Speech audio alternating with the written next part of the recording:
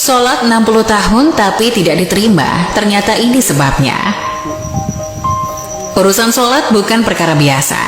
Siapa yang menganggap remeh kewajiban yang satu ini, maka Allah pun tidak akan memandangnya pada hari kiamat. Ada satu pesan dari Rasulullah tentang orang yang sholat selama 60 tahun, tapi tidak diterima.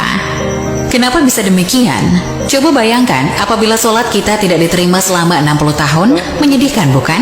Nabi Shallallahu Alaihi Wasallam dalam satu hadisnya bersabda bahwa umur umatku antara 60 hingga 70 tahun. Sedikit orang yang bisa melampaui umur tersebut. Hadis riwayat Ibnu Majah. Penyebab sholat selama 60 tahun tidak diterima ternyata karena hal sepele ini. Di antara kesalahan besar yang terjadi pada sebagian orang yang melaksanakan sholat adalah tidak tumak ninah ketika sedang sholat. Nabi Shallallahu Alaihi Wasallam menganggapnya sebagai pencuri yang paling buruk. Sebagaimana disebutkan dalam Misnad Imam Ahmad dari Nabi Shallallahu Alaihi Wasallam bahwa beliau bersabda, sejahat-jahatnya pencuri adalah yang mencuri dari sholatnya. Para sahabat bertanya, wahai Rasulullah, bagaimana bisa mencuri dari sholat? Rasulullah berkata, dia tidak sempurnakan rukuk dan sujudnya. Hadis riwayat Ahmad nomor 11532 disahihkan oleh Albani dalam Shahihul Jami 986. Tumak ninah ketika mengerjakan sholat adalah bagian dari rukun sholat. Sholat tidak sah kalau tidak tumak ninah.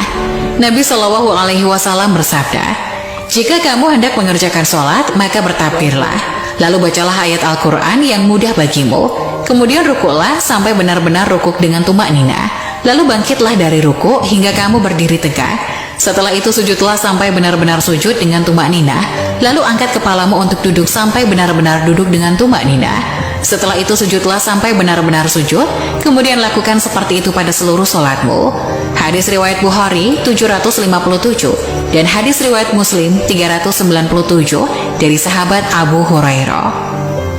Sungguh mengerikan jika kita rajin melaksanakan sholat namun tidak memperhatikan rukun-rukunnya dengan baik. Dari mulai berwudu, takbiratul ihram, hingga salam. Sesungguhnya seseorang yang sholat selama 60 tahun namun tidak ada satu sholat pun yang diterima. Bahkan orang itu menyempurnakan ruku tapi tidak menyempurnakan sujud, atau menyempurnakan sujud namun tidak menyempurnakan rukuknya. Hadis Hasan riwayat Al-Ashbahani dalam At-Targhib. Lihat As-Sahihah nomor 2535. Sebab yang menjadikan sholat seseorang selama 60 tahun tidak ada yang diterima satupun, sebagaimana yang disebutkan hadis di atas, yaitu karena tidak tumak ninah dalam ruku dan sujud.